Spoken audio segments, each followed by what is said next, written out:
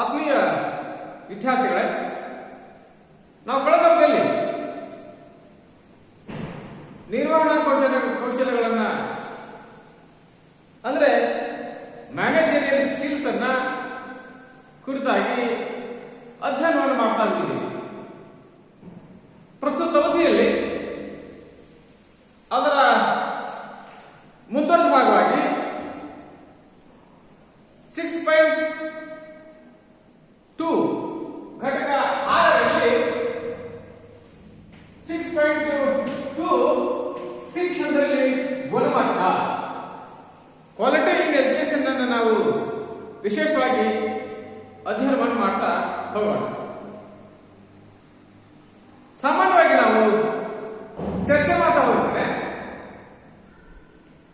ಯಾವುದೇ ಒಂದು ವಸ್ತುವನ್ನು ನಾವು ಖರೀದಿಸಬೇಕಾದ್ರೆ ಆ ವಸ್ತುವಿನ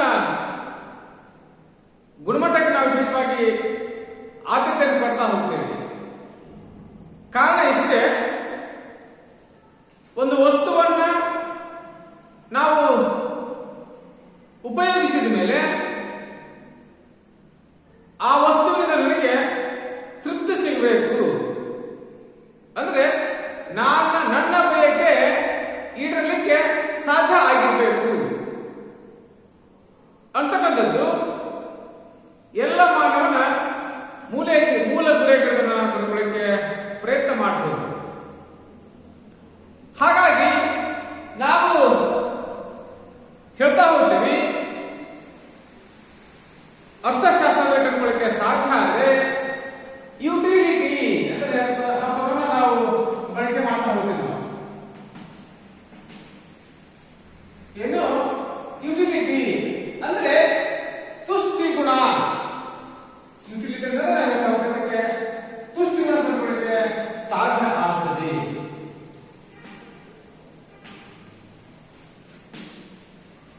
ಹಾಗಾದ್ರೆ ಈ ತುಷ್ಟಿ ಗುಣ ಅಂತಂದ್ರೆ ಒಂದು ವಸ್ತುವನ್ನ ಒಬ್ಬ ವ್ಯಕ್ತಿ ಉಪಭೋಗ ಮಾಡಿದ ಮೇಲೆ,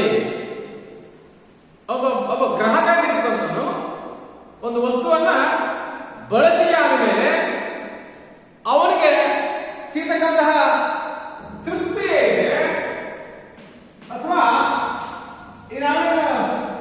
ಸ್ಯಾಟಿಸ್ಫ್ಯಾಕ್ಷನ್ ಅಂತ ನಾವು ಹೇಳ್ತಾ ಹೋಗ್ತೀವಿ. ಆ ತೃಪ್ತಿಯ ಪ್ರಮಾಣ ಏನಿದೆ ಅದನ್ನ ವಿಶೇಷವಾಗಿ ನಮ್ಮದಾಗಿರುವಂತಹ ತುಷ್ಟಿ ಗುಣ ಅಥವಾ ಯುಟಿಲಿಟಿ ಕಂಡುಕೊಳ್ಳಿಕ್ಕೆ ಸಾಧ್ಯ ಆಗ್ತದೆ. ಅದಕ್ಕೆ ಹೇಳ್ತಾ ಹೋಗ್ತಾರೆ, ಒಂದು ರಾಷ್ಟ್ರದ ಗುಣಮಟ್ಟ ಏನಿದೆ ಅದು ಆ ದೇಶದ ಪೌರರ ಗುಣಮಟ್ಟವನ್ನು ಆಧರಿಸಿ ನಿರ್ಣಯಗಳನ್ನು ಕಂಡುಕೊಳ್ಳಿಕ್ಕೆ ಪ್ರಯತ್ನ ಮಾಡಬಹುದು. Nation quality is the basis of the citizen quality ಅಂತ ಹೇಳ್ತಾ ಹೋಗ್ತೀವಿ ನಾವು. Nation quality is on basis of the citizen quality ಅಂತೆ.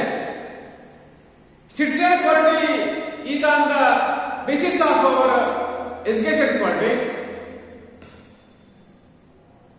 Education quality is on the basis of our teacher quality. ಒಂದು ದೇಶದ ಗುಣಮಟ್ಟ ಆ ದೇಶದ ಗುಣಮಟ್ಟದ ಸಿಟಿಜನ್ಸ್ ಅನ್ನ ನಾಗರಿಕರನ್ನು ಅವಲಂಬಿಸಿ ಸಾಗ್ತಾ ಹೋಗುತ್ತೆ. ಹಾಗಿದ್ದಾಗ ಆ ಸಿಟಿಜನ್ಸ್ ಗುಣಮಟ್ಟ ಅಂದ್ರೆ ಆ ಪೌರರ ಗುಣಮಟ್ಟ ಏನಿದೆ ಆ ದೇಶದ ಶಿಕ್ಷಣ ವ್ಯವಸ್ಥೆ ಮೇಲೆ ಅವಲಂಬಿಸಲಿಕ್ಕೆ ಸಾಧ್ಯ ಆಗ್ತದೆ.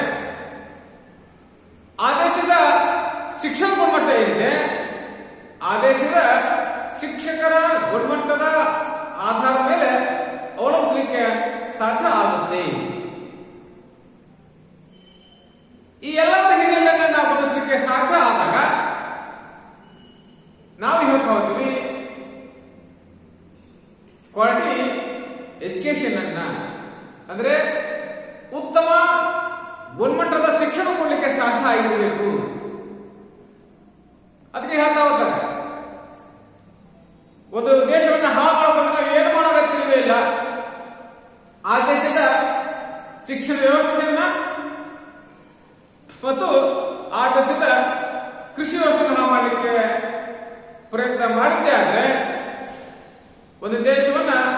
ಯಾವುದೇ ಯುದ್ಧ ಮಾಡಲಾರದೆ ನಾವು ಆ ದೇಶವನ್ನ ನಾಶ ಮಾಡಬಹುದು. ಅಂದ್ರೆ ಒಂದು ದೇಶದ ಶಿಕ್ಷಣ ವ್ಯವಸ್ಥೆಯನ್ನ, ಒಂದು ದೇಶದ ಕೃಷಿ ವ್ಯವಸ್ಥೆಯನ್ನ ಹಾಳು ಮಾಡಿಬಿಟ್ರೆ ಆ ದೇಶ ತನ್ನ ಸ್ಥಾನ ಹಾಳಾಗ್ತದೆ. ಹಾಗಾಗಿ ಒಂದು ದೇಶವನ್ನ ಕಟ್ಟಬೇಕಾಯಿತು ಅಂತಂದ್ರೆ ಆ ದೇಶದ ಶಿಕ್ಷಣ ವ್ಯವಸ್ಥೆಯನ್ನು ಬಲಪಡಿಸುವ ಮೂಲಕ ಮಾತ್ರ ನಾವು ದೇಶವನ್ನು ಕಟ್ಟಲಿಕ್ಕೆ ಸಾಧ್ಯ ಆಗ್ತದೆ. ಅದರ ಹಿನ್ನೆಲೆಯ ಆಧಾರದ ಮೇಲೆ ಕ್ವಾಲಿಟಿ ಬೇಸ್ಡ್ ಎಜುಕೇಶನ್ ಅನ್ನ, ಅಂದ್ರೆ ಗುಣಮಟ್ಟ ಆಧಾರದ ಶಿಕ್ಷಣವನ್ನು ಕೊಡಲಿಕ್ಕೆ ಸಾಧ್ಯ ಆಗಿರಬೇಕು. ಜಾತಿಗಳನ್ನ ಪುರಕಲಿಕ್ಕೆ ಸಾಧ್ಯ ಆಗುತ್ತೆ. ಕ್ವಾಲಿಟಿ ಬೇಸ್ಡ್ ಎಜುಕೇಶನ್ ಅನ್ನ, ಕ್ವಾಲಿಟಿ ಬೇಸ್ಡ್ ಎಂಪ್ಲಾಯ್ಮೆಂಟ್ ಅನ್ನ, ಅಂದ್ರೆ ಗುಣಮಟ್ಟ ಆಧಾರದ ಶಿಕ್ಷಣ ಸಿಗಬೇಕು, ಗುಣಮಟ್ಟ ಆಧಾರಿತ ಉದ್ಯೋಗ ಸಿಗಲಿಕ್ಕೆ ಸಾಧ್ಯ ಆಗುತ್ತೆ ಅನ್ನೋದನ್ನ ನಾವು ಆಧಾರವಾಗಿಟ್ಕೊಂಡಾಗ ಪ್ರಸ್ತುತ ಅವಧಿಯಲ್ಲಿ ಶಿಕ್ಷಣದ ಗುಣಮಟ್ಟ ಏನಿದೆ ಅದರಿಂದ ಪ್ರಮುಖವಾದಂತಹ ಪಾತ್ರವನ್ನ ವಹಿಸ್ತಾ ಹೋಗುತ್ತೆ. ಹಾಗಾಗಿ ಗುಣಮಟ್ಟ ಅಂತಂದ್ರೆ ಒಂದು ವಸ್ತುವಿನ ಯೋಗ್ಯತೆ, ಒಂದು ವಸ್ತುವಿನ ಶ್ರೇಷ್ಠತೆ ಅನ್ನೋದನ್ನ ವಿಶೇಷವಾಗಿ ಚರ್ಚೆ ಮಾಡ್ತಾ ಹೋಗ್ತೀವಿ. ಅಂದ್ರೆ ಒಂದು ವಸ್ತುವನ್ನ ಹೌ ಮಚ್ ಅನ್ನೋದನ್ನ ಎಷ್ಟು, ಅಂದ್ರೆ ಹೌ ಗುಡ್ ಅಂತಕ್ಕಂತಹ ಪ್ರಕ್ರಿಯೆ. ಹೌ ಮಚ್ ಅನ್ನೋದನ್ನೇ ನಾನು ಎಷ್ಟು ತಿಂದಿದ್ದೇನೆ ಮುಖ್ಯ ಅಲ್ಲ, ಎಷ್ಟು ಉತ್ತಮ ಆಹಾರ ಸ್ವೀಕರಿಸಿದ್ದೇನೆ ಅದಕ್ಕಂತಾರಲ್ಲ, ಕಸ ತಿನ್ನಕ್ಕಿಂತ ಸಹಿತ ತುಸು ತಿನ್ಬೇಕಂತೆ. ಕಸ ತಿನ್ನಕ್ಕಿಂತ ಸಹಿತ ತುಸು ತಿನ್ನಬೇಕಂತೆ. ನುಡಿದರೆ ಮುತ್ತಿನ ಹಾರದಂತಿರಬೇಕು, ನುಡಿದರೆ ಸ್ಫಟಿಕದ ಶಲಾಖೆ ಅಂತಿರಬೇಕು, ನುಡಿದರೆ ಮಾಣಿಕದ ದೀಪ್ತಿ ಅಂತಿರಬೇಕು, ನುಡಿದರೆ ಲಿಂಗ ಮೆಚ್ಚಿ ಹೌದೆನ್ನಬೇಕು. ನುಡಿಯೊಳಗಾಗಿ ನಡೆಯುತ್ತಿದ್ದರೆ ಮೆಚ್ಚಿನ ಕೂಡಲ ಸಂಗಮ ದೇವ ಅಂತಕ್ಕಂತಹ ಮಾತನ್ನ ನಾವು ಅರ್ಥೈಸಬಹುದು. ಬಹಳ ಮಾತಾಡಬಾರ್ದು. ನುಡಿದರೆ ಮುತ್ತಿನ ಹಾರದಂತಿರಬೇಕು. ದಿಸ್ ಇಸ್ ಎ ಕ್ವಾಲಿಟಿ ಅಂತಾರಲ್ಲ. ಹಾಗಾಗಿ ನಾವು ವಿಶೇಷವಾಗಿ ಚರ್ಚೆ ಮಾಡ್ತಾ ಹೋಗ್ತೀವಿ. ಪ್ರಾರಂಭದಲ್ಲಿ ನಾವು ಈ ಕ್ವಾಲಿಟಿಯನ್ನ ನಾವು ಅಧ್ಯಯನ ಮಾಡಿದಾಗ ಕೇವಲ ಕೈಗಾರಿಕಾ ವಸ್ತುಗಳಿಗೆ ಮಾತ್ರ ಈ ಪ್ರಕ್ರಿಯೆ ಸೀಮಿತ ಆಗಿತ್ತು. ಈ ಕಲ್ಪನೆ ಸೀಮಿತ ಆಗೋದನ್ನ ಕಂಡುಕೊಳ್ಳಿಕ್ಕೆ ಪ್ರಯತ್ನ ಮಾಡಬಹುದು. ಅಂದ್ರೆ ಒಂದು ಫ್ಯಾಕ್ಟರಿ, ಒಂದು ಕೈಗಾರಿಕೆ ಏನಿದೆ, ವಸ್ತುವನ್ನ ಸಿದ್ಧಪಡಿಸ್ತಾ ಹೋಗಿದೆ. ಅದಕ್ಕೆ ಮಾತ್ರ ISI ಮಾರ್ಕ್ ಹಾಕ್ತಾರೆ, ಇಂಡಿಯನ್ ಸ್ಟ್ಯಾಂಡರ್ಡ್ ಇನ್ಸ್ಟಿಟ್ಯೂಟ್ ಅಂತ ಹೇಳಿ, ಭಾರತೀಯ ಪ್ರಮಾಣೀಕರಣ ಸಂಸ್ಥೆ. ಅಂದ್ರೆ ಈ ವಸ್ತು ಏನಿದೆ ತನ್ನ ಗುಣಮಟ್ಟವನ್ನ ಕಾಪಾಡಿಕೊಂಡಿದೆ ಹೋದ್ರು ISI ಮಾರ್ಕ್ ಅನ್ನ ಹಾಕ್ತಾರೆ. ಹಾಗೆ ಬೋರ್ಡ್ ಮೇಲೆ ಪ್ರಿಂಟ್ ಮಾಡ್ಲಿಕ್ಕೆ ಹೋದ್ರೆ ಅದಕ್ಕೆ ಹಾಲ್ಮಾರ್ಕ್ ಅನ್ನು ಹಾಕ್ತಾ ಹೋಗ್ತಾರೆ. This is A quality. ಅಂದ್ರೆ ನಾವು ಹೇಳ್ತಾ ಹೋಗ್ತೀವಿ, ಒಂದು ಕಾಲದಲ್ಲಿ ಕೇವಲ ಭೌತಿಕ ವಸ್ತುಗಳಿಗೆ ಸೀಮಿತವಾಗಿರ್ತಕ್ಕಂತಹ ಈ ಪ್ರಕ್ರಿಯೆ, ಈ ಗುಣಮಟ್ಟದ ಪರಿಕಲ್ಪನೆ 1980ರ ದಶಕದ ಈಚೆಗೆ ಶಿಕ್ಷಣ ಕ್ಷೇತ್ರಕ್ಕೆ ಪಾದಾರ್ಪಣೆ ಮಾಡೋದನ್ನ ಕಂಡುಕೊಳ್ಳಿ ನಾವು ಪ್ರಯತ್ನ ಮಾಡಬಹುದು. ಅಂದ್ರೆ ನಮ್ದಾಗಿರುವಂತಹ ಈ LPG ಲಿಬರಲೈಸೇಷನ್ ಅನ್ನ, ಪ್ರೈವೇಟೈಸೇಷನ್ ಅನ್ನ, ಗ್ಲೋಬಲೈಸೇಷನ್ ಅನ್ನ, ಅಂದ್ರೆ ಉದಾರೀಕರಣ, ಖಾಸಗೀಕರಣ ಮತ್ತು ಜಾಗತೀಕರಣದ ಪ್ರಕ್ರಿಯೆ ಹಿನ್ನೆಲೆಯಲ್ಲಿ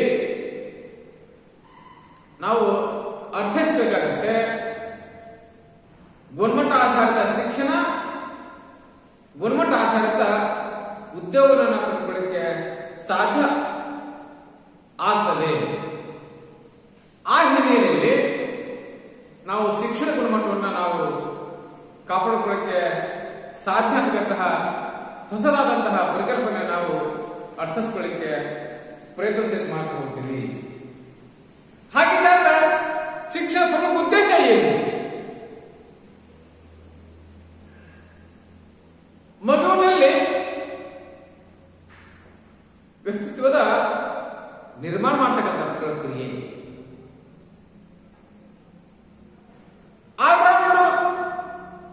ಡೆವಲಪ್ಮೆಂಟ್ ಆಫ್ ಚೈಲ್ಡ್ ಅಂತ ಹೇಳ್ತಾ ಹೋಗ್ತೀವಿ ನಾವು. ಒಂದು ಮಗುವಿನ ಸರ್ವಾಂಗೀಣ ವಿಕಾಸ, ಒಂದು ಮಗುವಿನ ಸರ್ವಾಂಗೀಣ ಪ್ರಗತಿ ಮಾಡಲಿಕ್ಕೆ ಸಾಧ್ಯ ಆಗೋದು ಶಿಕ್ಷಣದ ಪ್ರಮುಖ ಪ್ರಕ್ರಿಯೆ. ಹಾಗಿದ್ದಾದ್ರೆ ಉತ್ತಮವಾದಂತಹ ಗುಣಮಟ್ಟದ ಶಿಕ್ಷಣ ಕೊಡಲಿಕ್ಕೆ ಸಾಧ್ಯ ಆಗದೆ ಹೋದಾಗ ನಾವು ಒಂದು ಮಗುವನ್ನ ಸಂಪೂರ್ಣ ವಿಕಾಸ ಮಾಡಲಿಕ್ಕೆ ಸಾಧ್ಯ ಇರತಕ್ಕಂತಹ ನಿರ್ಧಾರಕ್ಕೆ ನಾವು ಬರ್ತಾ ಹೋಗ್ತೀವಿ. ಹಾಗಾಗಿ ವಿಶೇಷ ನಾವು ಚರ್ಚಿಸುತ್ತಾ ಮಾಡ್ತಾ ಹೋಗ್ತೀವಿ.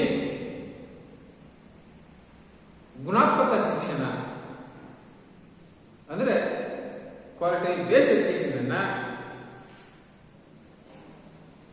ಕೊಡ್ತಕ್ಕಂತಹ ಅಗತ್ಯ ಇವತ್ತು ಅತಿ ಹೆಚ್ಚಿನ ಪ್ರಮಾಣದಲ್ಲಿ ಕಂಡುಕೊಳ್ಳಿಕ್ಕೆ ಸಾಧ್ಯ ಆಗುತ್ತದೆ.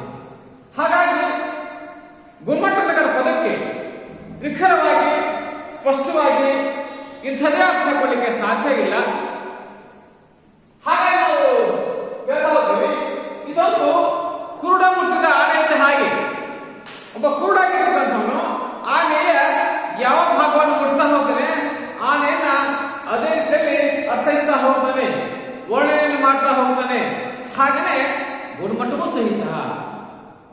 ಆದ್ರೂ ಸಹಿತ ನಾವು ಪ್ರಯತ್ನ ಮಾಡ್ತಾ ಹೋಗೋಣ. ಗುಣಮಟ್ಟ ಅಂದರೆ ಉತ್ತಮವಾದದ್ದು, ಇಟ್ ಈಸ್ ಎ ಗುಡ್ ಅಂತ. ಇದು ಉತ್ತಮವಾಗಿರ್ತಕ್ಕಂಥದ್ದು, ಇದನ್ನು ಕೊಳ್ಳಿಕ್ಕೆ ಅಭ್ಯಂತರ ಇಲ್ಲ, ಇದನ್ನು ನಾವು ಉಪಭೋಗ ಮಾಡಬಹುದು. Because it is A good quality, because this is A good quality. ಇದು ಉತ್ತಮವಾಗಿದೆ, ಇದು ಯೋಗ್ಯವಾಗಿದೆ, ಅಂದ್ರೆ ಬಳಸಲಿಕ್ಕೆ ಯೋಗ್ಯವಾಗಿದೆ. ಈ ವಸ್ತುವನ್ನು ನಾವು ಬಳಸಿದ್ದೆ ಆದ್ರೆ ನನಗೆ ತೃಪ್ತಿ ಸಿಗ್ತದೆ. I am satisfactory. ನಾನು ತೃಪ್ತಿಕರವಾಗಿ ಬದುಕಲಿಕ್ಕೆ ಬಾಳಿಗೆ ಸಾಧ್ಯ ಆಗುತ್ತೆ. ನಾನು ಒಂದು ಈ ವಸ್ತುವನ್ನು ಬಳಸಿ ಆದ್ಮೇಲೆ ತೃಪ್ತಿಕರ ಅನುಭವವನ್ನು ನಾನು ಪಡ್ಕೊಳ್ತಾ ಹೋಗ್ತೀನಿ ಅಂತಕ್ಕಂತಹ ಅಂಶ ನನಗೆ ಖಾತ್ರಿ ಆಗ್ತಾ ಹೋಗುತ್ತೆ. ಹಾಗಾಗಿ ಇದು ಯೋಗ್ಯವಾದದ್ದು, ಯಾವುದಕ್ಕೆ ಬಳಕೆ ಮಾಡೋದಕ್ಕೆ ಯೋಗ್ಯವಾದದ್ದು ಅಂತಕ್ಕಂತಹ ಪ್ರಕ್ರಿಯೆ ಕಂಡುಕೊಳ್ಳಿಕ್ಕೆ ಸಾಧ್ಯ ಆಗ್ತದೆ. ತದನಂತರದಲ್ಲಿ ನಾವು ಹೇಳ್ತಾ ಹೋಗ್ತೀವಿ ಶ್ರೇಷ್ಠತೆಯ ಪ್ರಮಾಣ ಅಂದ್ರೆ ಇದು ಉನ್ನತ ಮಟ್ಟದ್ದಾಗಿದೆ, ಇದು ಅತ್ಯಂತ ಶ್ರೇಷ್ಠವಾಗಿದೆ, ಅತ್ಯಂತ ಯೋಗ್ಯವಾಗಿದೆ, ಉತ್ತಮವಾಗಿದೆ, ಉನ್ನತವಾಗಿದೆ ಅಂತಕ್ಕಂತಹ ಪ್ರಕ್ರಿಯೆ ಏನಿದೆ ಅದನ್ನು ವಿಶೇಷವಾಗಿ ನಮ್ಮದಾಗಿದ್ದಂತಹ ಗುಣಮಟ್ಟ ಕಂಡುಕೊಳ್ಳಿಕ್ಕೆ ಸಾಧ್ಯ ಆಗ್ತದೆ. ಒಟ್ಟಿನಲ್ಲಿ ನಾವು ವಿಶೇಷವಾಗಿ ಚರ್ಚೆ ಮಾತಾಡುವಂತೆ ಗುಣಮಟ್ಟ ಅಂದ್ರೆ ಗ್ರಾಹಕನ ಸಂತೃಪ್ತಿ, ಕಸ್ಟಮರ್ಸ್ ಸ್ಯಾಟಿಸ್ಫ್ಯಾಕ್ಷನ್ ಅಂತ ಹೇಳ್ತಾರೆ ಇಂಗ್ಲಿಷ್ ಅಲ್ಲಿ. ಗ್ರಾಹಕರ ಸಂತೃಪ್ತಿಯ ಪ್ರಮಾಣ ಏನಿದೆ ಅದು ನಿಜವಾದಂತಹ ಗುಣಮಟ್ಟ. ಒಬ್ಬ ಶಿಕ್ಷಕನ ಪಾಠವನ್ನು ಕೇಳಿ ಆದ್ಮೇಲೆ it is A good teaching, it is A good expression ಅಂತಕ್ಕಂತಹ ಮಾತುಗಳು ಬರಲಿಕ್ಕೆ ಸಾಧ್ಯ ಆಗಿರಬೇಕು. This is A good teaching ಅಂತ ನಾವೇನು ಹೇಳ್ತಾ ಹೋಗ್ತೀವಿ. ಹಾಗೆಯೇ ಒಂದು ಭೌತಿಕ ವಸ್ತುವನ್ನು ಉಪಭೋಗ ಮಾಡಿದ ಮೇಲೆ, ಬಳಸಿದ ಮೇಲೆ ಸಿಗತಕ್ಕಂತಹ ತುಷ್ಟಿ ಗುಣ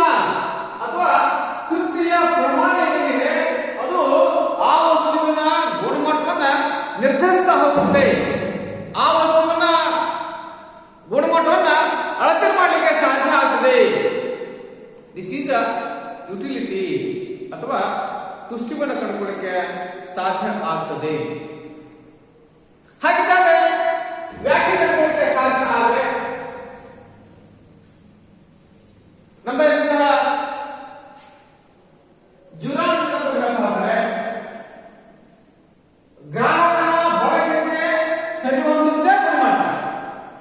ಅಂದ್ರೆ ಯಾವ ವಸ್ತು ಗ್ರಾಹಕನ ಬಳಕೆಗೆ ಯೋಗ್ಯವಾಗಿದೆ, ಒಬ್ಬ ಗ್ರಾಹಕ ಆ ವಸ್ತುವನ್ನ ಬಳಸಿದ ಮೇಲೆ ತೃಪ್ತಿಯನ್ನು ಹೊಂದಲಿಕ್ಕೆ ಸಾಧ್ಯ ಆಗ್ತದೆ, ಅದನ್ನ ವಿಶೇಷವಾಗಿ ನಾವು ಹೇಳ್ತೀವಿ ಗುಣಮಟ್ಟ. ಹಾಗಾಗಿ ಅವರು ಅರ್ಥಿಸಲಾದ್ರೆ ಗ್ರಾಹಕನ ಬಳಕೆಗೆ ಸರಿ ಹೊಂದುವಂತಿರುವುದೇ ಗುಣಮಟ್ಟ. ಯಾವುದು ಗ್ರಾಹಕನ ಬಳಕೆಗೆ ಯೋಗ್ಯವಾಗಿದೆ, ಗ್ರಾಹಕನ ಬಳಕೆಗೆ ಸರಿ ಹೊಂದುತ್ತದೆ, ಗ್ರಾಹಕನಿಗೆ ಆ ಗ್ರಾಹಕ ಬಳಸಿದ ಮೇಲೆ ಅದು ಅವನಿಗೆ ತೃಪ್ತಿಯನ್ನು ಕೊಡಲಿಕ್ಕೆ ಸಾಧ್ಯ ಆಗ್ತದೆ, ಸಂತೃಪ್ತಿಯನ್ನು ಕೊಡಲಿಕ್ಕೆ ಸಾಧ್ಯ ಆಗ್ತದೆ, ಯಶಸ್ವಿ ಆಗ್ತದೆ. ದಿಸ್ ಈಸ್ ಎ ಕ್ವಾಲಿಟಿ ಅಥವಾ ಗುಣಮಟ್ಟವನ್ನು ಕಂಡುಕೊಳ್ಳಲು ವಿಶೇಷವಾಗಿ ನಾವು ಪ್ರಯತ್ನ ಮಾಡ್ತಾ ಹೋಗ್ತೇವೆ. ಇನ್ನ ಎಡ್ವರ್ಡ್ ಡೆಮಿಂಗ್ ಹೇಳ್ತಾ ಹೋಗ್ತಾರೆ. ಎಡ್ವರ್ಡ್ ಡೆಮಿಂಗ್ ಪ್ರಕಾರ ಯಾವುದು ಗುಣಮಟ್ಟ ಅಂತಂದ್ರೆ ನಿರಂತರ ಸುಧಾರಣೆ. ಕೇವಲ ಒಂದು ಬಾರಿ ಸುಧಾರಣೆ ಮಾಡಿದ್ರೆ ಸಾಲದು, ನಿರಂತರ ಪ್ರಗತಿ, ಸತತ ಪ್ರಗತಿ ಆಗಲಿಕ್ಕೆ ಸಾಧ್ಯ ಆಗಬೇಕು. ಒಂದು ಬಾರಿ ಹುಡುಗ ರ್ಯಾಂಕ್ ಮಾಡ ಅಂದ್ರೆ ಇದು ನನ್ನ ಸಾಮರ್ಥ್ಯ ಅಲ್ಲ, ಅದು ಅವನ ಸಾಮರ್ಥ್ಯ. ನಿರಂತರ ವಿದ್ಯಾರ್ಥಿ ರ್ಯಾಂಕ್ ಆಗಲ್ಲ, ಅದು ಅವರ ಸಾಮರ್ಥ್ಯ, ಅದು ಶಿಕ್ಷಕರ ಸಾಮರ್ಥ್ಯ ಅಂತ ಹೇಳ್ಬಹುದು. ಒಂದು ಬಾರಿ ರ್ಯಾಂಕ್ ಬಂದ ಅನ್ನೋದು ನನ್ನ ಸಾಮರ್ಥ್ಯ ಅಲ್ಲ, ಅದು ಅವನ ಸಾಮರ್ಥ್ಯ. ನಿರಂತರ ರ್ಯಾಂಕ್ ವಿಷಯದ ನಿನ್ನ ಸಾಮರ್ಥ್ಯ. ಹಾಗಾಗಿ ಎಡ್ವರ್ಡ್ ಡೆಮಿಂಗ್ ಹೇಳ್ತಾ ಹೋಗ್ತಾರೆ ನಿರಂತರ ಸುಧಾರಣೆ ಅನ್ನೋದನ್ನು ನಾವು ತಿಳ್ಕೊಳ್ಳಿಕ್ಕೆ ಸಾಧ್ಯ ಆಗ್ತದೆ.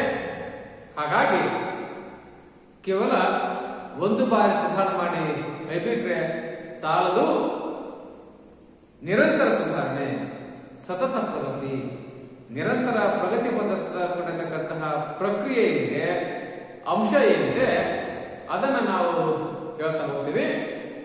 ನಮ್ದಾಗಿದ್ದಂತಹ ಏನು ಗುಣಮಟ್ಟ ಕಂಡುಕೊಳ್ಳಕ್ಕೆ ವಿಶೇಷವಾಗಿ ಪ್ರಯತ್ನ ಸಹಿತ ಮಾಡ್ತಾ ಹೋಗ್ತೀವಿ. ಹಾಗಿದ್ದಾಗ ಈ ವಾಟ್ ಈಸ್ ಕ್ವಾಲಿಟಿ, ಗುಣಮಟ್ಟ ಅಂದ್ರೆ ಏನಂತಹ ಪ್ರಕ್ರಿಯೆಯನ್ನು ಕಂಡುಕೊಳ್ಳಕ್ಕೆ ಸಾಧ್ಯ ಆದಾಗ Q for quality for excellence ಅಂತ, ಉತ್ಕೃಷ್ಟತೆಗಾಗಿ ಶೋಧ. ಒಬ್ಬ ವ್ಯಕ್ತಿ ಆಗಿರ್ತಕ್ಕಂಥವನು ಯಾವುದು ಸಹಿತ ಅವನ ಚಿಂತನಾ ಸಾಮರ್ಥ್ಯ, ಅವನ ಯೋಚನಾ ಲಹರಿ ಏನಿದೆ, ಒಳ್ಳೆಯದನ್ನ ಅಥವಾ ಉನ್ನತ ಮಟ್ಟವಾದದ್ದನ್ನ ಅಥವಾ ಶ್ರೇಷ್ಠವಾದದ್ದನ್ನ ಅಥವಾ ಉತ್ಕೃಷ್ಟತೆಗಾಗಿ ಶೋಧ ಮಾಡಬೇಕು ಅಂತಹ ಮನಸ್ಥಿತಿ ಉಳ್ಳಂತದ್ದೇ Q for quality for excellence ಅಂತ ಕಂಡುಕೊಳ್ಳಿಕ್ಕೆ ಸಾಧ್ಯ ಆಗಿದೆ. U is the understanding customers needs ಅಂತ, ಅಂದ್ರೆ ಗ್ರಾಹಕನ ಬೇಡಿಕೆಗಳನ್ನ ಅರಿತಕ್ಕಂಥದ್ದು. ಗ್ರಾಹಕನಿಗೆ ಏನು ಬೇಕಾಗಿದೆ, ಗ್ರಾಹಕನಿಗೆ ಏನು ಅಗತ್ಯ ಇದೆ, ಒಬ್ಬ ಗ್ರಾಹಕನಿಂದ ಏನನ್ನ ಬಯಸ್ತಾನೆ, ಬಯಸಿದ್ದನ್ನ ಕೊಡಬೇಕೆ ವಿನಃ ಬಯಸಲಾರ್ದನ್ನ ಕೊಡಬಾರದು. ಗ್ರಾಹಕನ ಅಗತ್ಯತೆ ಏನಿದೆ, ಗ್ರಾಹಕನ ಬೇಡಿಕೆ ಏನಿದೆ, ಅದನ್ನ ಅನುಸರಿಸಿ ನಾನು ಉತ್ಪಾದಿಸಲಿಕ್ಕೆ ಸಾಧ್ಯ ಆಗಿರಬೇಕು. ಅಂದ್ರೆ ಒಬ್ಬ ಗ್ರಾಹಕ ನನ್ನಿಂದ ಏನನ್ನು ಬಯಸಿದ್ದಾನೆ, ಏನನ್ನ ಎಕ್ಸ್ಪೆಕ್ಟೇಷನ್ ಮಾಡ್ತಿದ್ದಾನೆ ಅನ್ನುವಂತಹ ಪರಿಜ್ಞಾನ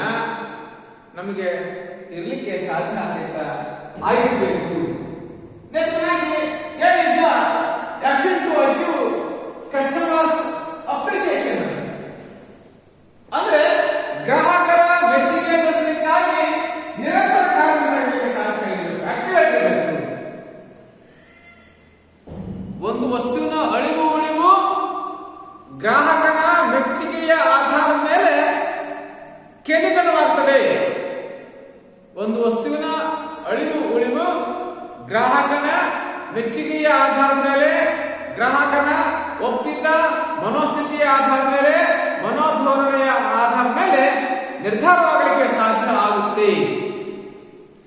ಹಾಗಾಗಿ ನಾವು ಹೇಳ್ತಾ ಇದ್ವಿ, ಗ್ರಾಹಕನ ಮೆಚ್ಚುಗೆ ಗಳಿಸಲಿಕ್ಕಾಗಿ ನಿರಂತರವಾಗಿ ನಾವು ಕೆಲಸ ಮಾಡಲಿಕ್ಕೆ ಸಾಧನ ಸಹಿತ ಆಗಿರ್ಬೇಕು. ಅದನ್ನೇ ಹೇಳ್ತಾ ಇದ್ವಿ, action to achieve customers appreciation ಅಂತ ತಿಳ್ಕೊಳ್ಳಿಕ್ಕೆ ಸಾಧನ ಸಹಿತ ಆಗ್ತಾ ಹೋಗ್ತದೆ. ತದನಂತರದಲ್ಲಿ leadership determination to be leads ಅಂತೆ. ನಿಶ್ಚಿತ ಮುಂದಾಳತ್ವ ಗುಣ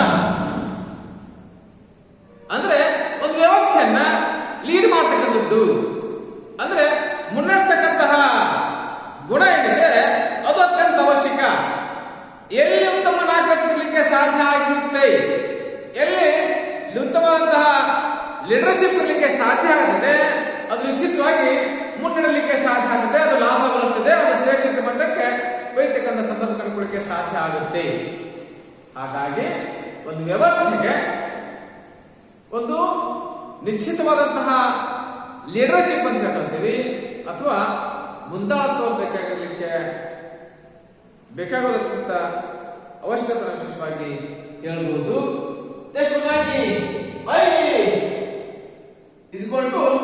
ಇನ್ವಾಲ್ವಿಂಗ್ ಆಲ್ ಪೀಪಲ್ ಅಂತ, ಎಲ್ಲರ ಪಾಲ್ಗೊಳ್ಳುವಿಕೆ. ಇನ್ವಾಲ್ವಿಂಗ್ ಟೋಟಲ್ ಹ್ಯೂಮನ್ ರಿಸೋರ್ಸ್ ಅಂತ ಹೇಳ್ತಾ ಹೋಗ್ತೀವಿ. ಎಲ್ಲ ಮಾನವ ಸಂಪನ್ಮೂಲವೂ ಸಹಿತ ಗುಣಮಟ್ಟ ನಿಯಂತ್ರಣದಲ್ಲಿ ಪಾಲ್ಗೊಳ್ತಕ್ಕಂಥ ಪ್ರಕ್ರಿಯೆ. ಒಂದು ವ್ಯವಸ್ಥೆ ಇರತಕ್ಕಂತಹ ಎಲ್ಲ ರೀತಿಯ ಮಾನವ ಸಂಪನ್ಮೂಲವೂ ಸಹಿತ ತನಗೆಲ್ಲ ಬೇಕಾಗಿರ್ತಕ್ಕಂಥ ಭೌತಿಕ ಸಂಪತ್ತನ್ನ ಬಳಕೆ ಮಾಡಿಕೊಂಡು ಒಂದು ವಸ್ತುವನ್ನ ಗುಣಮಟ್ಟದ ಕಡೆ ಒಯ್ಯಲಿಕ್ಕೆ ಸಾಧ್ಯ ಆಗತಕ್ಕ ನಿಟ್ಟಿನಲ್ಲಿ ಸ್ವಇಚ್ಛೆಯಿಂದ ಪಾಲ್ಗೊಳ್ತಕ್ಕಂಥ ವ್ಯವಸ್ಥೆ, ಒತ್ತಾಪೂರ್ವಕವಾಗಿ ಅಲ್ಲ, ಅದರ ಬದಲಾಗಿ ಸೆಲ್ಫ್ ಇಂಟ್ರೆಸ್ಟೆಡ್ ಅಂತ. ಎಲ್ಲಿ ಸೆಲ್ಫ್ ಇಂಟ್ರೆಸ್ಟೆಡ್ ಇರಲಿಕ್ಕೆ ಸಾಧ್ಯ ಆಗ್ತದೆ ಅದು ಶ್ರೇಷ್ಠತೆಯನ್ನ ತಂದು ಕೊಡ್ತಾ ಹೋಗುತ್ತೆ. Self interested is the very cheerful. ಸ್ವತಃ ತಾನು ಇಚ್ಛೆ ಪಟ್ಟು ಪಾಲ್ಗೊಳ್ಳುವುದೇನಿದೆ ಸ್ವತಃ ಆ ವ್ಯಕ್ತಿಗೆ ಸಹಿತ ತೃಪ್ತಿ ಅಂತ ಅಂದ್ಕೊಳ್ಳಿಕ್ಕೆ ಸಾಧ್ಯ ಆಗ್ತದೆ. ನನಗೆ ಹೇಳ್ತಿಲ್ಲ ಅವರು, ನಾನೇ ಹೋಗಿದ್ದೆ ಅಲ್ವೇ? ಹಾಗಾಗಿ self interested is the very cheerful ಅಂತ ಹೇಳ್ತೀವಿ ನಾವು. ಈ ಸಿದ್ಧಾಂತದ ಆಧಾರದ ಮೇಲೆ ನಾವು ಅರ್ಥೈಸಲಿಕ್ಕೆ ಸಾಧ್ಯ ಆಗ್ತದೆ. ಸಾಮೂಹಿಕ ಪಾಲ್ಗೊಳ್ಳುವಿಕೆ ಎಲ್ಲೂ ಸಹಿತ ನಿರ್ದಿಷ್ಟ ಗುರಿಗಾಗಿ, ನಿರ್ದಿಷ್ಟ ಗುಣಮಟ್ಟಕ್ಕಾಗಿ ಸಂಪೂರ್ಣವಾಗಿ ಪಾಲ್ಗೊಳ್ಳಿಕ್ಕೆ, ಸಾಮೂಹಿಕವಾಗಿ ಪಾಲ್ಗೊಳ್ಳಿಕ್ಕೆ ಸಾಧ್ಯ ಆಗಿರಬೇಕು. Team spirit to work common goal ಅಂತ, ಅಂದ್ರೆ ಒಂದು ಸಾಮಾನ್ಯ ಉದ್ದೇಶ ಸಾಧನೆಗಾಗಿ ಒಂದು ತಂಡ ಸ್ಫೂರ್ತಿಯಿಂದ ಎಲ್ಲರೂ ಸಹಿತ ಪಾಲ್ಗೊಳ್ಳಿಕ್ಕೆ ಸಾಧ್ಯ ಆಗಿರಬೇಕು. ಒಂದು ತಂಡದಲ್ಲಿ ಎಲ್ಲರೂ ಅತ್ಯಂತ ಅವಶ್ಯಕ. ಒಂದು ಕ್ರಿಕೆಟ್ ತಂಡ ಗೆಲ್ಲಬೇಕು ಅಂದ್ಕೊಂಡಾಗ ಬೌಲರ್ ಚೆನ್ನಾಗಿ ಬಾಲ್ ಮಾಡಬೇಕು, ಬ್ಯಾಟ್ಸ್ಮನ್ ಚೆನ್ನಾಗಿ ಬ್ಯಾಟಿಂಗ್ ಅನ್ನು ಆಡಬೇಕು, ಒಳ್ಳೆ ರನ್ ಅನ್ನ ಶೇಖರಿಸಬೇಕು, ಫೀಲ್ಡರ್ ಒಳ್ಳೆ ಫೀಲ್ಡಿಂಗ್ ಮಾಡಬೇಕು. ಒಂದು ಕ್ಯಾಚ್ ಮಿಸ್ ಆದ್ರೆ ಆಟ ಫೇಲ್ಯೂರ್ ಆಗುತ್ತೆ. ಎಷ್ಟೋ ಸರ್ ನಾವು ನೋಡ್ತಾ ಹೋಗಿದ್ದೀವಿ. ಕೀಪರ್ ಆಗಿರ್ತಕ್ಕಂಥ ಒಂದು ಮಿಸ್ಫೀಲ್ಡ್ ಮಾಡೋ ಹಾಗಿಲ್ಲ. ಪ್ರತಿಯೊಬ್ಬರು ಸಹಿತ ತಂಡ ಸ್ಫೂರ್ತಿಯಿಂದ, ಅಂದ್ರೆ ಟೀಮ್ ಸ್ಪಿರಿಟ್ ನಿಂದ ಆಡಿದರೆ ಮಾತ್ರ ಅದು ಯಶಸ್ಸನ್ನ ತಂದುಕೊಳ್ಳಲಿಕ್ಕೆ ಸಾಧ್ಯ ಆಗುತ್ತದೆ. ಹಾಗಾಗಿ ಸಾಮಾನ್ಯ ಉದ್ದೇಶ ಸಾಧಿಸಲು ತಂಡ ಸ್ಫೂರ್ತಿ ಅತ್ಯಂತ ಅವಶ್ಯಕ, ಟೀಮ್ ಸ್ಪಿರಿಟ್ ಅತ್ಯಂತ ಅವಶ್ಯಕತೆ ಕಂಡುಕೊಳ್ಳಲು ನಾವು ಸಾಧ್ಯ ಆಗ್ತದೆ. Y is the yardstick to a major progress ಅಂತ. ಅಭಿವೃದ್ಧಿಯನ್ನ ಅಳತಕ್ಕಂತಹ ಮಾನದಂಡ ಯಾವುದು? This is quality. ಒಂದು ಅಭಿವೃದ್ಧಿಯನ್ನ ಅಳತಕ್ಕಂಥ ಮಾನದಂಡ ಯಾವುದು ಅಂದ್ಕೊಂಡಾಗ ಅದು ಗುಣಮಟ್ಟವಾಗಿರಬೇಕು. ನಾ ಎಷ್ಟು ಪಾಠ ಮಾಡ್ತೇನೆ ಮುಖ್ಯ ಅಲ್ಲ, ಎಷ್ಟು ಮಕ್ಕಳು ಅರ್ಥೈಸಿಕೊಂಡಿದ್ದಾರೆ ಅನ್ನೋದತ್ಯಂತ ಅವಶ್ಯಕ. ಹಾಗಾಗಿ ಒಂದು ಕ್ಷೇತ್ರದ ಅಭಿವೃದ್ಧಿಯನ್ನ ಅಳಿತಕ್ಕಂತಹ ಮಾನದಂಡ ಯಾವುದು ಅಂದಾಗ ದಿಸ್ ಈಸ್ ಎ ಕ್ವಾಲಿಟಿ, ಅದು ಗುಣಮಟ್ಟವೇ ಆಗಿರಬೇಕು ಅನ್ನೋದಕ್ಕೆ ಸಾಧ್ಯ ಆಗ್ತದೆ. ಅದಾದ ನಂತರದಲ್ಲಿ ಗುಣಮಟ್ಟದ ಪ್ರಮುಖ ಅಂಶಗಳು ಯಾವ್ಯಾವು? ಫಸ್ಟ್ ಆಗಿ ಭರವಸೆ, ಅಸೂರೆನ್ಸ್ ಅಂತ ಹೇಳ್ತಾರೆ. ನನಗೆ ಭರವಸೆ ಇರಬೇಕು. ಎಂತ ಭರವಸೆ ಇರಬೇಕು? ಯಾವುದೇ ಉತ್ಪಾದನೆಯನ್ನ ನಾನು ಉಪಭೋಗ ಮಾಡಿದ ಮೇಲೆ ಅಥವಾ ಯಾವ ಉತ್ಪಾದನೆ ಹಾಗೂ ಸೇವೆ ಉತ್ತಮ ಗುಣಮಟ್ಟದಿಂದ ಕೂಡಿದೆ ಅಂತಕ್ಕಂತಹ ಅಸುರೆನ್ಸ್ ಇರಬೇಕು, ಭರವಸೆ ಇರಬೇಕು. ಅಂದ್ರೆ ಮಾತ್ರ ಅದನ್ನ ಹೆಚ್ಚಿನ ಮಟ್ಟದಲ್ಲಿ ಖರೀದಿ ಮಾಡ್ತಾ ಹೋಗ್ತಾರೆ. ಎಷ್ಟೋ ಸಾರಿ ಹೇಳ್ತಾರೆ ನೋಡಿ, ಆ ಮೇಸ್ಟ್ ಬಂದ್ಮೇಲೆ ನಮ್ಮ ಸ್ಕೂಲ್ ಬಿಚ್ಚಿಬಿಟ್ರು, ಆ ಮೇಸ್ಟ್ ಬಂದ್ಮೇಲೆ ನಮ್ಮ ಸ್ಕೂಲ್ ಚೆನ್ನಾಗಿ ಓಪನ್ ಆಯಿತು, ಚೆನ್ನಾಗಿ ಸ್ಟ್ರೆಂತ್ ಸೇರಿತ್ತು ಅಂತ ಹೇಳ್ತಿರ್ತಾರೆ ಅಲ್ವಾ? ದಿಸ್ ಈಸ್ ಎ ಅಸುರೆನ್ಸ್ ಅಂತೆ. ಅದು ಭರವಸೆಯ ಮಾನದಂಡ. ಹಾಗಾಗಿ ಒಂದು ವಸ್ತುವನ್ನು ಉಪಭೋಗ ಮಾಡಿದ ಮೇಲೆ ನನಗೆ ತೃಪ್ತಿ ಸಿಗತಕ್ಕಂಥ ಭರವಸೆ ಅವನಿಗೆ ಇರಲಿಕ್ಕೆ, ಗ್ರಾಹಕರಿಗೆ ಇರಲಿಕ್ಕೆ ಸಾಧ್ಯ ಆಗಬೇಕು. ಹಾಗಾಗಿ ಅದು ನಿಜವಾಗಿ ಸಹಿತ ಅಸುರೆನ್ಸ್ ಅಂತ ಅಥವಾ ಭರವಸೆ ಆಗಲಿಕ್ಕೆ ಸಾಧ್ಯ ಆಗ್ತದೆ. ನೆಕ್ಸ್ಟ್ ಆಗಿ ಹೊಣೆಗಾರಿಕೆ, ಅಕೌಂಟಬಿಲಿಟಿ ಅಂತ ಹೇಳ್ತೇವೆ ನಾವು.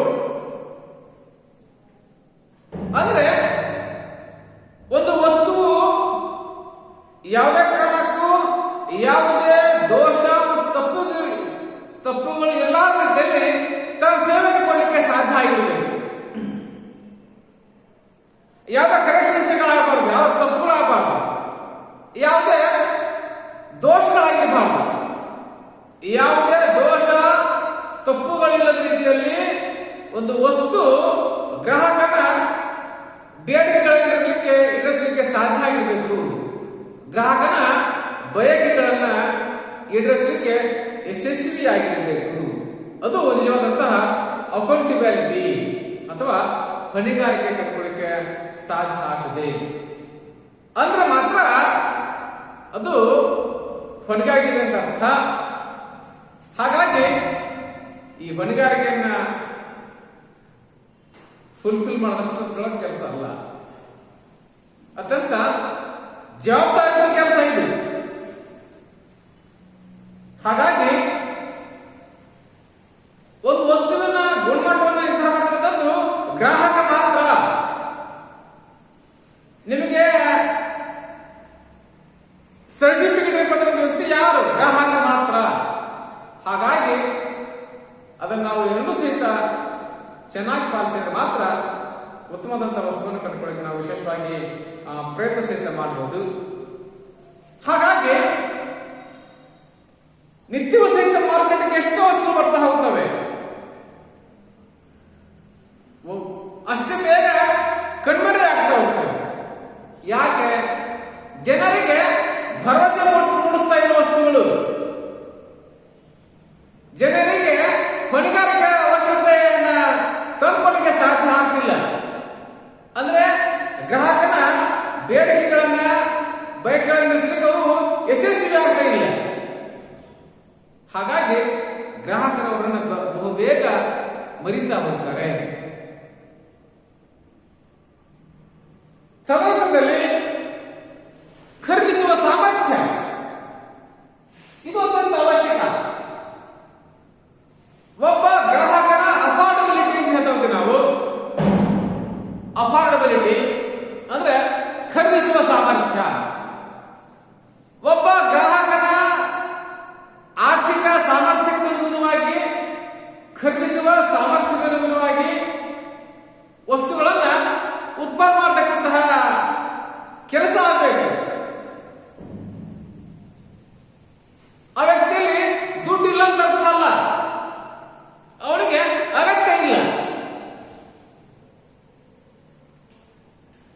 ಫಾರ್ ಎಕ್ಸಾಂಪಲ್ ಆಗಿ ನಾವು ಹೇಳ್ತಾ ಹೋಗ್ತೇನೆ, ಪ್ಯಾರಾಶೂಟ್ ತೆಂಗಿನೆಣ್ಣೆ ಇದೆ,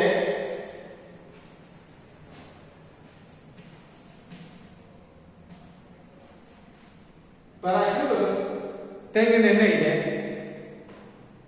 ತೆಂಗಿನೆಣ್ಣೆ ಇದೆ, 1 ರೂಪಾಯಿ ಇದೆ, 10 ರೂಪಾಯಿ ಇದೆ, 20 ರೂಪಾಯಿ ಇದೆ, 50 ರೂಪಾಯಿ ಇದೆ, 100 ರೂಪಾಯಿ ಇದೆ, 250 ರೂಪಾಯಿ ಇದೆ, 5 ರೂಪಾಯಿ ಬಾಟಲ್ ಇದೆ, ಜೊತೆಗೆ 1 ಕ್ವಿಂಟಲ್ ಟಿನ್ ಇದೆ ಅಲ್ವಾ? ಹಾಗಿದ್ದರೆ ನಾನು ಪ್ರವಾಸ ಹೋಗಿದ್ದೀನಿ, ತಲೆ ಸ್ನಾನ ಮಾಡಿದ್ದೀನಿ, ನನಗೆ 1 ರೂಪಾಯಿ ಆಯಿಲ್ ಬೇಕಾಗಿದೆ ತಲೆಗೆ ಹಚ್ಕೊಳ್ಳಕ್ಕೆ, ಜೇಬಲ್ಲಿ ದುಡ್ಡು ಸಾಕಾಗ್ತದೆ, 1 ತಿಂಗಳು ತಗೋಬಹುದು. ನಾನು ಬಾರಿ ಸೇರಿಸಿ ಅಲ್ಲ, ಅದ್ರ ಅಗತ್ಯ ನನಗಿಲ್ಲ. ನನಗೆ ಅಗತ್ಯ ಇದೆ 1 ಬಾರಿ ನಾನು ತಲೆಗೆ ಎಣ್ಣೆ ಹಚ್ಕೊಳ್ಳೋದು ಆಯಿಲ್ ಬೇಕಾಗಿ ಅಷ್ಟೇನೆ, ಬೇರೆ ಏನಾಗತ್ತಿಲ್ಲ. ಹಾಗಾಗಿ ಖರೀದಿಸುವ ಸಾಮರ್ಥ್ಯಕ್ಕೆ ಅನುಗುಣವಾಗಿ ವಸ್ತು ಲಭ್ಯ ಆಗಬೇಕು, ಅದು ಅತ್ಯಂತ ಅಗತ್ಯ ಅಲ್ವಾ? ಹಾಗಾಗಿ ನಾವು ಚರ್ಚೆ ಸಹಿತ ಮಾಡ್ಕೋತೀವಿ. ವಸ್ತು ಗುಣಮಟ್ಟದ್ದಾಗಿರ್ಬೇಕು, ಜೊತೆಗೆ ಗ್ರಾಹಕನ ಖರೀದಿಸುವ ಸಾಮರ್ಥ್ಯಕ್ಕನುಗುಣವಾಗಿ ಅದರ ಬೆಲೆಯನ್ನ ನಿಗದಿಪಡಿಸಬೇಕು. ನಾವು ಚಿಕ್ಕವರಾಗಿದ್ದಾಗ ಈ ವಾಚ್ಗಳ ಸಂಖ್ಯೆ ಬೆಲೆ ಭಾರಿ ಜಾಸ್ತಿ ಇರ್ತದೆ. ನಮ್ಮ ವಾಚ್ ಕೊಟ್ಟಬೇಕಂತ ಒಂದು ಹುಚ್ಚು ಕಲ್ಪನೆ ನಿಮ್ಮ ವಿದ್ಯಾರ್ಥಿಗಳಾಗಿದ್ದಾಗ ಏನ್ ಮಾಡಬೇಕು? ಟೈಟನ್ HMT ವಾಚ್ಗಳಿದ್ದರು, ಕೊಂಡ್ಕೊಳ್ಳಕ್ಕೆ ಸಾಧ್ಯ ಇಲ್ಲ. ಅವಾಗ ಜಪಾನ್ ವಾಚ್ಗಳು ಬಂದು ಕೇವಲ 30 ರೂಪಾಯಿಗೆ ವಾಚ್ ಕೊಡ್ತಿದ್ರು. ಸೆಲ್ ಚಾರ್ಜ್ ನಡೀತಿದ್ದ ಹಂದ್ರ ಯೂಸ್ ಅಂಡ್ ಥ್ರೋ. ಅವಾಗೆಲ್ಲರೂ ಕಲಿಸಿದ್ದ ಅಂತ ವಾಚ್ಗಳೇ, ಅತ್ಯಂತ ಬಡ ವ್ಯಕ್ತಿ ಸಹಿತ ವಾಚ್ ಕರ್ತಕ್ಕಂಥ ಪ್ರಯತ್ನ ಮಾಡ್ತಾ ಹೋದ.